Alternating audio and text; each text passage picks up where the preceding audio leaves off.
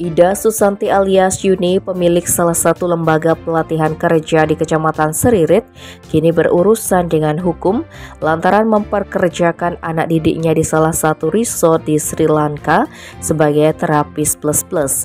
Pada tahun 2021, Ida alias Yuni menawarkan kepada korban yang kursus di tempatnya untuk bekerja di luar negeri. Korban Komang LP pun tergiur.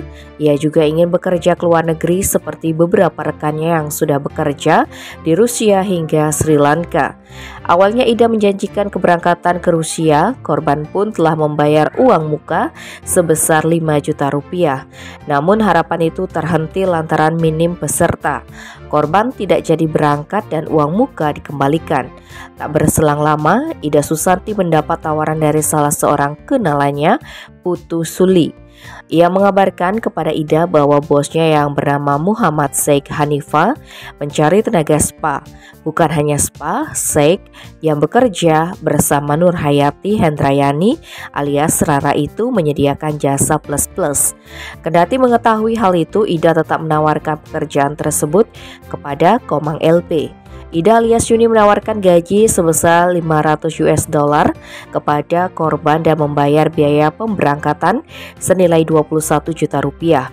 Namun dia tidak menjelaskan kepada korban pekerjaan yang akan dilakukan sehingga korban tidak curiga.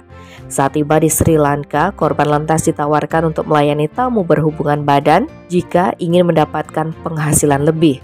Korban memilih hanya melayani tamu spa saja dan tidak memilih melayani tamu dalam hal hubungan badan.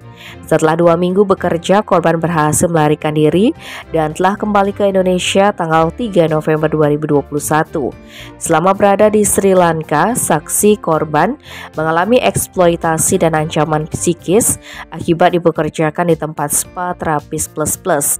Atas hal itu, Ida Susanti alias Yuni dituntut 9 tahun penjara. Tim Bali Express melaporkan.